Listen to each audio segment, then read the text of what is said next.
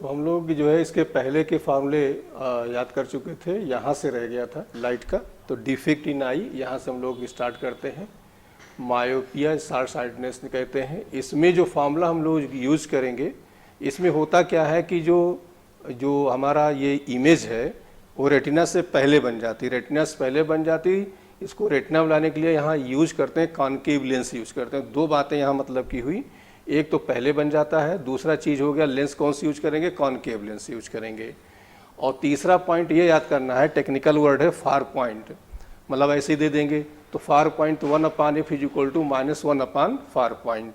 ठीक, तो 1/f is equal to -1/b। Actually जो फार्मूला हमारा होता है 1/, ये फार्मूला हम लोग इसमें यूज करते हैं कि 1/f is equal to 1/b -1/u। तो इसमें क्या होता है, यू वांट टू सी और वी कैन टू सी, ये वर्ड यूज करेंगे। और दोनों ही हमारा लेंस के आगे होता है तो दोनों ही माइनस लिया जाता है। ठीक, ये भी माइनस ये भी माइनस।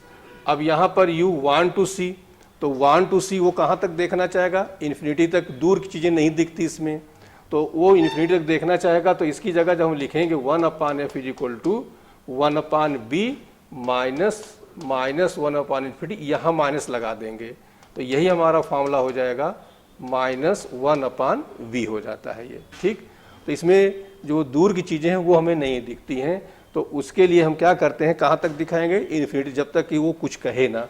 तो ये फार्मूला पूरा ये इसी फार्मूले बेस्ड है पूरा ये कि 1/f is equal to 1/b -1/u।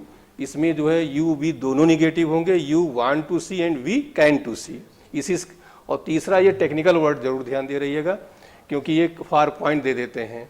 तो एक चीज़ हो गया फार पॉइंट मतलब हो गया, दूसरा पहले बन जाता है, तीसरा लेंस कौन सी यूज करते हैं, कॉनकेव लेंस यूज करते हैं। ठीक, फिर इसके बाद हम लोग आते हैं लॉन्ग साइटनेस। इसमें क्या हो जाता है, इसमें नज़दीक की चीज़ नहीं दिखती है। तो नज़दीक की चीज़ नहीं दिखती है तो हम लोग इसमें क्या करेंगे कि नज़दीक का चीज़ दिखाएंगे। और इसके लिए हम लोग ये करेंगे कि ये जो हमारा फार्मूला है कि 1/f is equal to 1/b -1/u।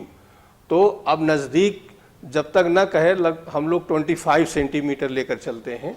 तो यहाँ जो है 1/f is equal to -1/b minus plus हो जाएगा यहाँ पर, और 1/25 या इसी की जगह d लिख देते हैं। इस फार्मूले को हम लोग यूज करेंगे। ठीक, तो 1/f इज इक्वल टू, यहाँ पर ये माइनस है 1/, इसको नियर पॉइंट कहा जाता है, और प्लस में 1/d। ये इसी फार्मूले का यूज यहाँ पर हम लोग किए हैं कि 1/f is equal to -1/b, और माइनस माइनस यहाँ प्लस हो जाता है। तो यू वांट टू सी और वी कैन टू सी। इसमें क्या हो जाता है कि हमें जो है पहली बात तो ये हो गया कि नज़दीक की चीज़ नहीं दिखेगी। दूसरी चीज़ ये हो गई कि जो इमेज है रेटिना के बाद बन जाता है। अब उसको हम रेटिना बनाने के लिए कौन सी लेंस यूज करेंगे, कॉन्वेक्स लेंस यूज करेंगे। तो ये 3 पॉइंट, तीसरा है नियर पॉइंट, ये याद कर लेना आपको। ठीक, डी जो है ये जो है 25 least distance of distinct vision. इसके बाद ये कैमरे का ये सब क्वेश्चन नहीं आ रहा है। अब इसके बाद हम लोग आते हैं प्रिज्म पर। ये बड़ा इंपॉर्टेंट चैप्टर है, एक क्वेश्चन मान चलिए मिलेगा आपको।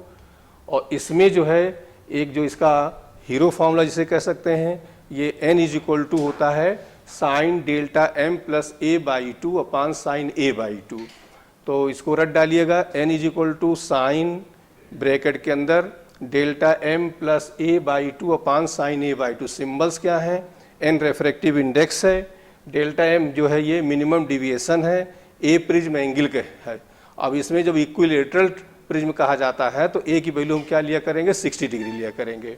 तो इसको रटे रहिएगा कि n is equal to sine delta m plus a/2, delta m plus a/2 upon sine a/2। n is equal to sine in bracket delta m plus a/2 upon sine a/2। ठीक, तो ये सिंबल्स हो गए, ये रटे रहिएगा, important formula है आपका। फिर इसके बाद सेकेंड फार्मूले पर हम लोग आ जाते हैं। ये सेकेंड फार्मूला ये है कि जब हम प्रिज्म को, ये जो प्रिज्म हमारा है ये एयर में है, लेकिन इसी प्रिज्म को हम लिक्विड वो देंगे तो क्या हो जाएगा, तो वहाँ पर हम लोग यूज करेंगे GNL, जहाँ पर वो N है, N का मतलब ANG था। लेकिन जब इसी को हम डुबोएंगे लिक्विड में तो ये GNL मतलब L जो होता है लिक्विड सराउंडिंग जो होता है यहाँ लिखा जाता है, ग्लास का सराउंडिंग जो लिक्विड के रेस्पेक्ट में है, तो यहाँ पर GNL हो जाएगा और GNL की वैल्यू क्या हो जाएगी ANL अपान ANG, बाकी सब वही रहेगा आपका। जब प्रिज्म को लिक्विड में डुबो देंगे तो उस केस में जहाँ हम ANG यूज करते थे वहाँ क्या यूज करेंगे GNL यूज करेंगे। ठीक, तो एक ये इस पर एक आध दो क्वेश्चन ज़्यादा नहीं है। ठीक, इसके बाद ये बड़ा इंपॉर्टेंट चीज़ है, इस पर बहुत क्वेश्चन आया है, condition for minimum deviation. Minimum deviation के लिए I plus e is equal to A plus delta. इसमें I क्या है, ये एंगल ऑफ इंसिडेंट हो गया, E एंगल ऑफ इमरजेंस ये हो गया, A प्रिज्म एंगल हो गया, डेल्टा डिविएशन हो गया। तो ये कंडीशन फॉर मिनिमम डिविएशन का होता I plus e is equal to A plus delta. इस पर कई बार क्वेश्चन रिपीट हुआ है, तो ये दूसरा बड़ा इंपॉर्टेंट फॉर्मूला आपको मिला। फिर इसके बाद आते हैं हम लोग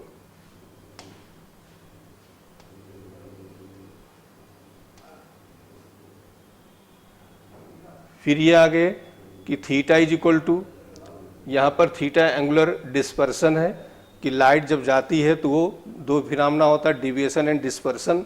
तो एंगुलर डिस्पर्सन जो होता है A in bracket NB minus NR, theta is equal to ANB minus NR। NR जो है refractive index of red colour हो गया, NB refractive index of violet colour, A prism angle हो गया। तो A is equal to theta is equal to A in bracket NB minus NR। इसके बाद आते हैं डिस्पर्सिव पावर। डिस्पर्सिव पावर बहुत इंपॉर्टेंट पोर्शन नहीं है, तो ये जो है theta is equal omega is equal to theta upon delta Y. Delta Y हो गया मीन कलर डिविएशन, और ये जो थीटा होता है delta Y minus delta R upon delta Y ये हो गया। और इसको जब वैल्यू यहाँ रख देते हैं तो यही NB माइनस NR अपान NY माइनस 1।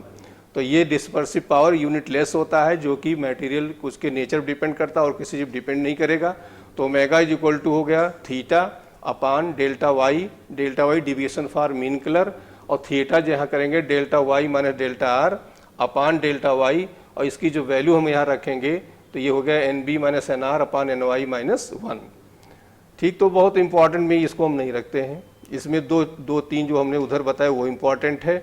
और तीसरी चीज़ हो गई कि मान लीजिए आपको जो है वायलेट कलर रेड कलर दिया और जो है मीन कलर या येलो कलर नहीं दिया है, तो उसको हम कैसे निकालते हैं कि NY is equal to NB plus NR by 2। फिर इसके बाद ये बड़ा इंपॉर्टेंट आ गया डिस्पर्सन विदाउट डिविएशन, या इसी को हम लोग को है क्रोमेटिक कॉम्बिनेशन कहते हैं।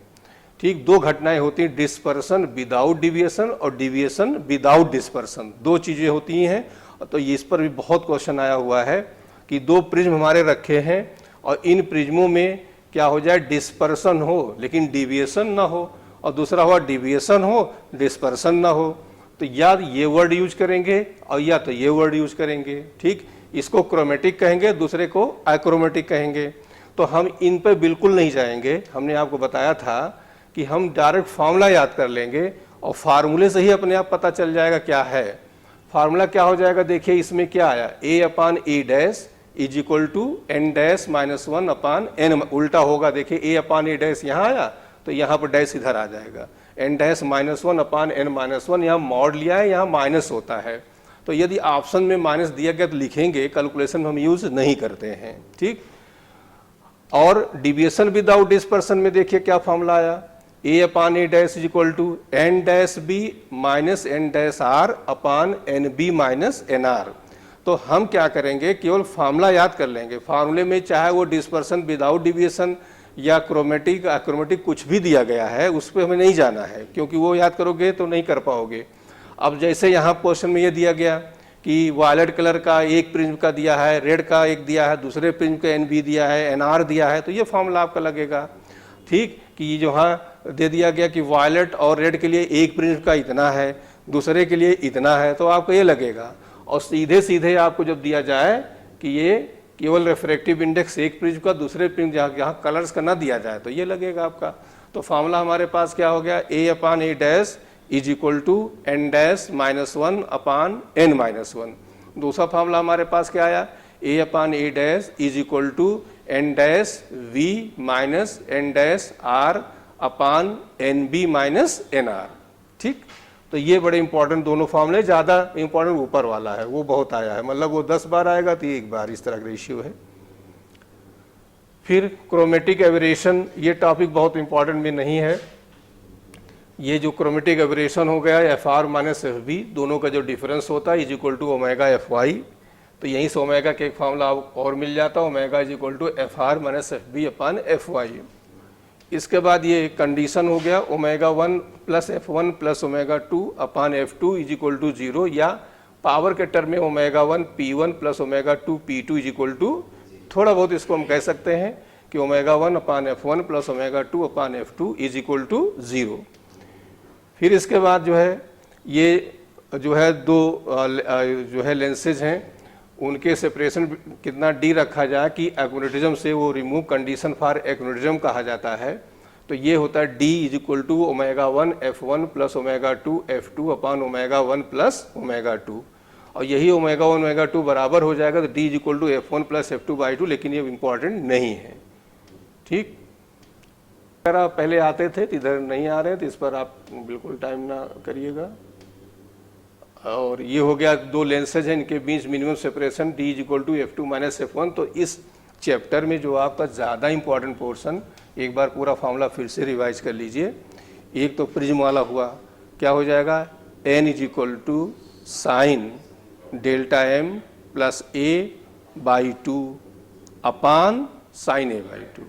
ठीक, दूसरा जब हम इसको किसी लिक्विड में डुबो देंगे तो जहाँ n है वहाँ GNL लग जाएगा। तीसरा पॉइंट हो गया, इसी में डिविएशन का फार्मूला आ जाएगा।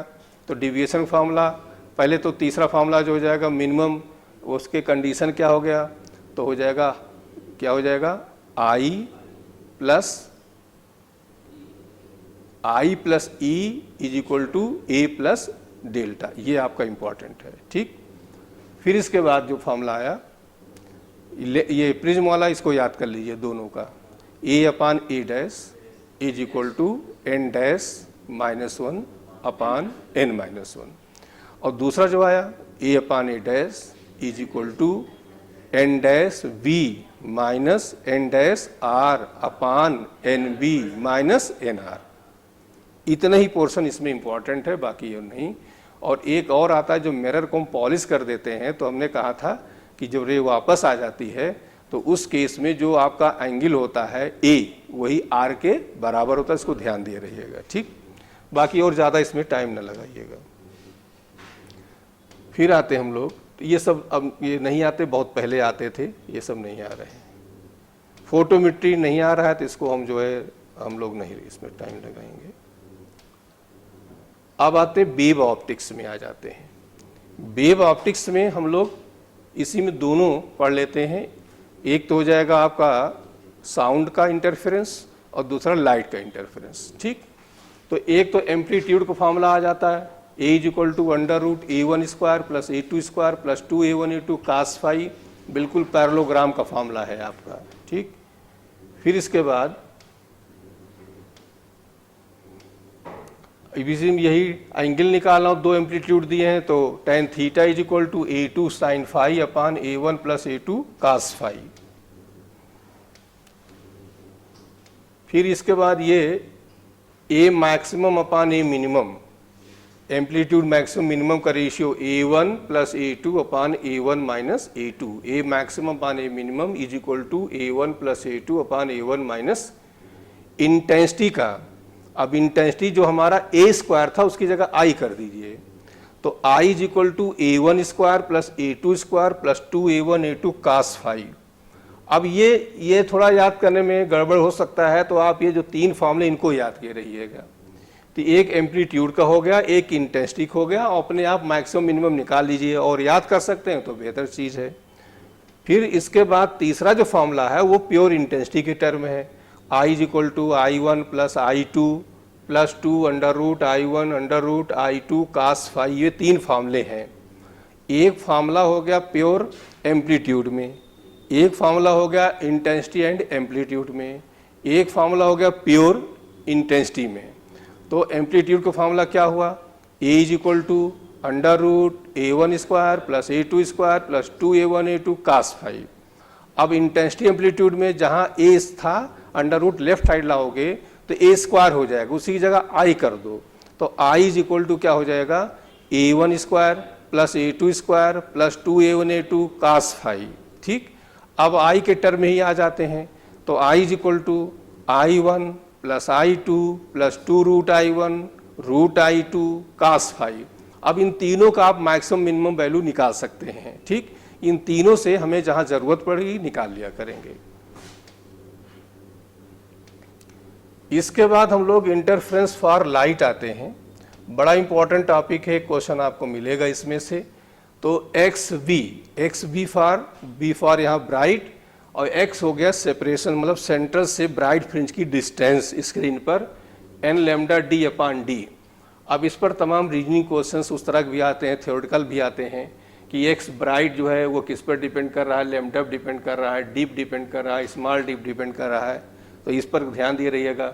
लेमडा लाइट बदल दोगे तो ये बदल जाएगा, डी इंक्रीज करोगे ये इंक्रीज करेगा, ये इंक्रीज करोगे ये डिक्रीज करेगा, इस तरह का क्वेश्चन आपको मिलता है। ठीक, तो एक्स ब्राइट का फॉर्मूला हमारे पास क्या आया, N lambda D upon D, जहाँ पर एन वही आपका हो गया एन बराबर 0 सेंट्रल फ्रिंज हो जाएगी, N is equal to 1 first bright fringe हो जाएगी, N is equal to 2 second bright fringe हो जाएगी, और lambda wavelength of light, D separation between source and screen, small D separation between sources या slits कह सकते हैं। ठीक, इसके बाद ये एक्स डार्क फॉर्मूला होता है 2m-1 lambda D upon 2d, X D is equal to 2m-1 lambda D upon 2d।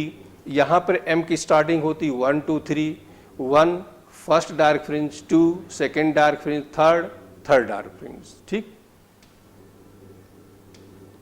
इसके बाद जब हम इसको पूरे किसी लिक्विड में डुबो देते हैं तो जो विड्थ होती है W liquid is equal to W air upon mu. तो W एयर ये हो गया विड्थ इन एयर, ये हो गया width in liquid, mu refractive index. इसी तरह से एंगुलर थीटा L ये हो जाएगा थीटा A अपान म्यू। ठीक, तो दोनों का लगभग सेम फार्मूला हो गया, थीटा A एयर हो गया, थीटा लिक्विड हो गया ये आपका।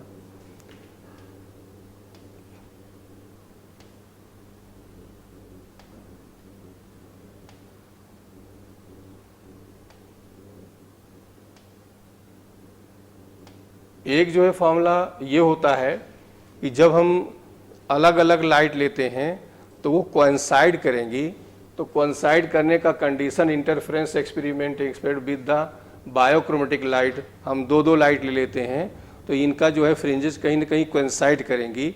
तो कोइंसाइड करने का कंडीशन है n lambda L is equal to n+1 lambda S for shorter, L for longer. मतलब ये हो जाएगा, वैसे याद कर लीजिएगा, n+1 बड़ा है तो यहाँ छोटा, n कम है यहाँ बड़ा, तो n lambda longer is equal to n+1 lambda shorter. तो इस पर भी एक बार मेडिकल इंजीनियरिंग सब दोनों में आ चुका है क्वेश्चन।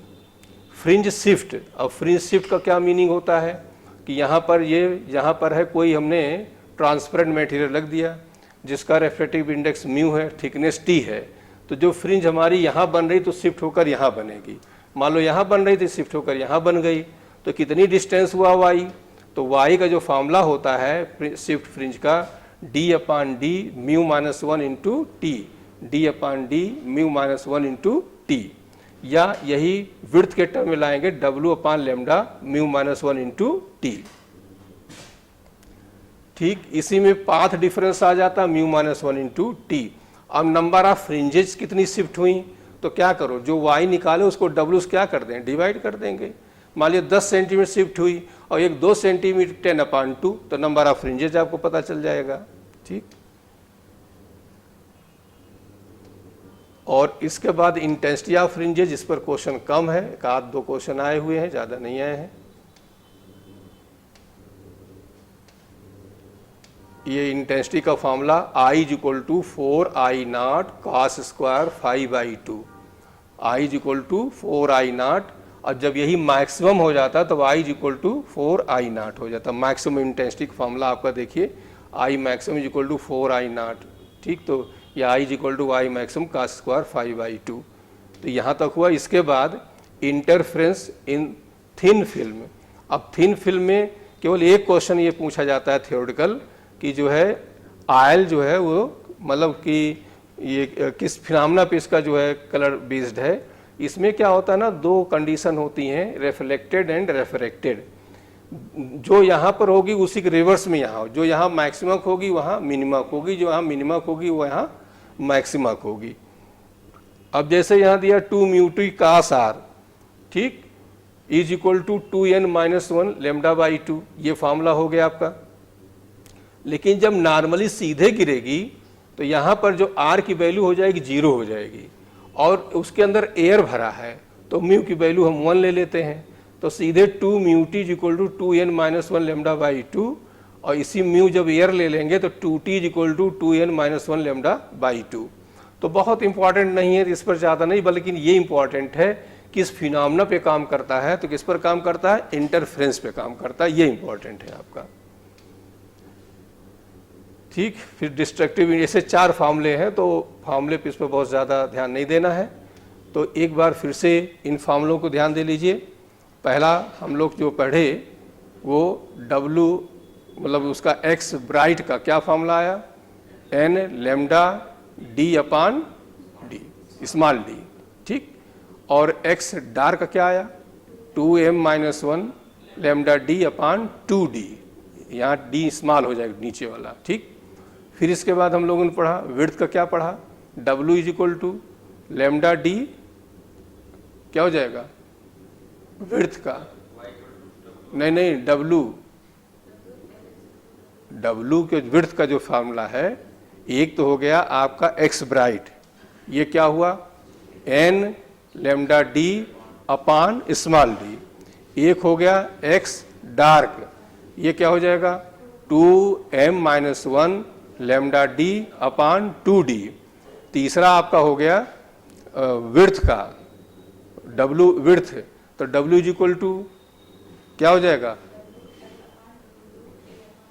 नहीं w विड्थ जो है उसका फॉर्मूला, चाहे वो ब्राइट हो चाहे वो डार्क हो, सबका विड्थ क्या होगा, सेम होगा। तो w इज इक्वल टू क्या हो जाएगा, लेमडा d अपान d, दोनों के लिए सेम हो जाएगा, ठीक। फिर इसके बाद थीटा की वैल्यू क्या आया, लेमडा अपान d, थीटा जो हो गया लेमडा अपान d, ये थीटा कैपिटल D पर डिपेंड नहीं करता है। फिर जब हम इसको लिक्विड डुबो देते हैं तब क्या हो जाएगा, W liquid is equal to W air upon mu, theta liquid is equal to theta air upon mu.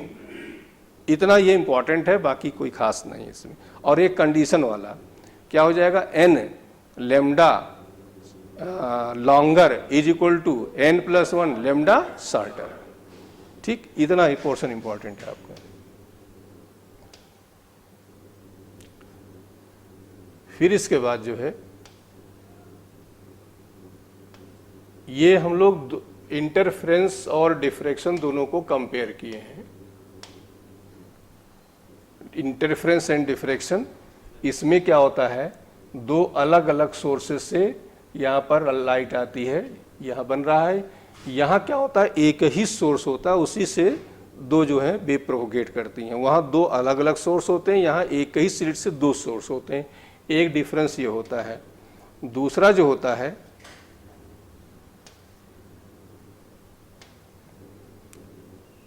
To wave propagate from two different source और two wave propagate from single source. X bright का formula n lambda d upon small d होता है, यहाँ उल्टा हो जाएगा, यहाँ इसका जो डार्क है वो ब्राइट हो जाएगा, जो ब्राइट है वो डार्क हो जाएगा। एक्स ब्राइट बस वहाँ माइनस था तो यहाँ क्या होगा, प्लस हो जाएगा, 2m+1 लेमडा d अपान 2b, b यहाँ पर वही चाहे d कहो चाहे b कहो, ठीक। तो m की स्टार्टिंग 1 2 3 यहाँ होगी। यहाँ पर आया x dark 2m-1 lambda d अपान 2d, यहाँ x डार्क आएगा n लेमडा d अपान b। अब देखिए एकदम यही वाला आपका है, बस यहाँ d है हमने b ले लिया ताकि दोनों अलग अलग रहे, ठीक। m की सब में स्टार्टिंग 1 2 3, इसमें जो है n 0 से स्टार्ट, 0 के लिए हमने सेंट्रल फ्रिंज नाम दे देते हैं, इसके बाद 1 2 3 हुआ, फर्स्ट सेकंड थर्ड, इस तरह से। फिर इसके बाद जो विड्थ है लेमडा d अपान d आया, यहाँ दो दो आएंगे क्योंकि इसमें क्या होता है सारी फ्रिंजेस की विड्थ सेम होती है, थीटा भी सेम होता है, लेकिन यहाँ सेंट्रल की विड्थ और एंगुलर विड्थ दोनों 2 टाइम्स होती है। तो W is equal to lambda D upon D, W C central 2 lambda D upon D, theta is equal to lambda upon D, theta central is equal to 2 lambda upon D होता है। फिर इसके बाद अब यहाँ पर हमने यही बताया कि सारी फ्रिंजेस की विड्थ सेम होती है, और यहाँ बताया सेंट्रल फ्रिंज की विड्थ और एंगुलर विड्थ दोनों 2 टाइम्स होती है। फिर इसके बाद क्या हुआ कि यहाँ पर जो है इंटेंसिटी सभी फ्रिंजेस की सेम होती है, और यहाँ जो होती है सेंटर वाली की इंटेंसिटी सबसे ज़्यादा होती है। जैसे ही किसी साइड में जाओगे वैसे वैसे क्या करेगी, डिक्रीज करती है। ठीक, बाकी और डिफरेंसेस तो एक बार फिर से हम लोग कंपेयर कर लेते हैं कि पहले आ जाइए आप इंटरफेरेंस में। तो इंटरफेरेंस में क्या फॉर्मूला आया, एक्स ब्राइट का N lambda D upon small D. अब उसमें आ जाइए डार्क का, उसमें जो एक्स ब्राइट, उसमें ब्राइट का क्या आएगा, X bright is equal to 2m+1 lambda D upon 2d। ठीक, अब इंटरफेरेंस में आइए डार्क का, X dark is equal to 2m-1 lambda D upon 2d। अब वहाँ आ जाइए एक्स ब्राइट का, वो एक्स डार्क का क्या हो जाएगा, n lambda D upon D हो जाएगा। ठीक, फिर इसके बाद हमने क्या बताया, विड्थ पे आ जाइए। जो इंटरफेरेंस विड्थ है वो क्या हो जाएगा, lambda D upon small D, और वहाँ क्या हो जाएगा, वहाँ 2, और यहाँ थीटा की वैल्यू लेमडा अपान डी हो जाएगा, और वहाँ W सेंट्रल हो जाएगा 2 लेमडा डी अपान डी। ठीक, बाकी का लेमडा डी अपान डी होगा, और सेंट्रल थीटा जो हो जाएगा 2 लेमडा अपान डी, बाकी का लेमडा अपान डी। क्लियर हो गया। फिर हमने क्या बताया दोनों में कि सबका जो है इंटरफेरेंस में सबकी जो विड्थ होती सेम होती है, और उसमें सेंट्रल की फिर 2 टाइम्स होती है। फिर क्या बताया कि जो है इंटेंसिटी, इंटरफेरेंस में सबकी इंटेंसिटी क्या होती, सेम होती है, और डिफ्रैक्शन में इंटेंसिटी डिक्रीज करती किसी साइड जाने पर। ठीक, इसी में ग्रेटिंग से डिफ्रैक्शन का formula a+b sine theta is equal to n lambda, n हो गया first second and third, first order second order and third order. यही हमने कहा जब एक्सरेज के केस में चलते हैं तो यहाँ पर a और b दोनों सेम हो जाता है, तो d ले लेते हैं, तो 2d sine theta is equal to n lambda आ जाता है। इसके बाद फ्रेशनल डिस्टेंस, एक क्वेश्चन इसमें एनसीईआरटी में भी है और आया भी है, ZF is equal to b square upon lambda. ZF Fresnel distance कहलाता है। ठीक, तो b जो है उसकी जो है विड्थ हो जाती है, लेमडा हो गया आपका वेवलेंथ ऑफ लाइट। फिर आते हैं पोलराइजेशन। पोलराइजेशन में क्या हो जाएगा, एक तो फॉर्मूला ये आपका इंपॉर्टेंट है, tan theta p is equal to n refractive index, ये एंगल ऑफ पोलराइजेशन कहलाता है। और जब परफेक्टली पोलराइज लाइट होती है तो दोनों एक दूसरे के कौन r और r डैश रिफ्लेक्टेड रेज दोनों परपेंडिकुलर होती हैं। इसके बाद जो है होता है कि लाइट जो है एक सिंगल पोलराइड से जब भी जाएगी 50% एब्जॉर्ब हो जाती है। क्वेश्चन बहुत बार आया हुआ है, तो जो इमर्ज होगी वो 50% होगी, मतलब आई नॉट जा रही है तो बाहर कितनी आई, आई नॉट बाई 2 आएगी। एक तो ये हुआ। दूसरा जो फॉर्मूला हमारा है ये वाला देखिए, अब ये पहले से निकल गई, इसके बाद का फॉर्मूला अप्लाई होता है। इन दोनों के बीच एंगल थीटा है, तो आई डैश ये वाली जो लाइट है ये आई कास स्क्वायर थीटा, थीटा दोनों के बीच का क्या है, एंगल है। एक बार इसको हम ऐसे फिर बता दे रहे हैं कि जैसे ये पोलराइड हमारा ये है, ठीक, यहाँ से लाइट गई, अब ये लाइट मान लीजिए आई नॉट है, तो यहाँ जो निकलेगी वो आई नॉट बाई 2 निकलेगी। ठीक, अब इसमें और एक ये हमारे पास है, ठीक, ये मान लीजिए ऐसे ऐसे है, इसका हमने इस तरह से कर दिया, दोनों के बीच एंगल हमने थीटा ले लिया, ये थीटा ले लिया, तो यहाँ जो लाइट इमर्ज हो रही ये आई, इसके लिए हम फॉर्मूला यूज करेंगे। तो ये जो हमारी अब आई आ जाएगी, ये हो जाएगी I not by 2 cos square theta, ये होता है। ठीक, पहले से जब निकलेगी 50%, उसके लिए फॉर्मूला नहीं यूज करना है, जब सेकेंड से निकलती है तब हम फॉर्मूला यूज करते हैं। इसी को हम लोग यहाँ पर आई ले लिए हैं। तो कहने का मतलब हो गया कि फर्स्ट इमर्ज होगी तो 50% एब्जॉर्ब हो जाएगी, 50% बचती है, और इसके बाद सेकेंड्स जब निकलेगी तो उसका आधी हो, वो तब फॉर्मूला लगाएंगे I equal to I0/2 cos square theta. तो इसका मतलब हमारे पास जो पोलराइजेशन में जो हमारे पास फॉर्मूला आया, एक तो आया n equal to tan IP कहो चाहे थीटा P कहो, एंगुलर पोलराइजेशन कहा जाता है। दूसरी बात हो गई कि परफेक्टली पोलराइज्ड लाइट में रिफ्लेक्टेड रिफ्रैक्टेड दोनों परपेंडिकुलर होती हैं। तीसरा जो हो गया कि जब हम किसी एक पोलराइज्ड लाइट इमेज होगी 50% एब्जॉर्ब हो जाएगी, 50% बचेगी I0/2, और इसके बाद फिर जब हम फार्मूला लगाएंगे सेकेंड के बाद जो निकलेगी लाइट तब फार्मूला यूज करेंगे, और वहाँ पर हो जाएगा कि I dash equal to I cos square theta. अब जो I डैश है वो कितना हो गया, I0/2 हो गया। ठीक, तो ये दो फार्मूले, इस पर भी क्वेश्चन आया है, उस पर भी क्वेश्चन आया है। ठीक, तो ये जो है कंप्लीट हुआ आपका।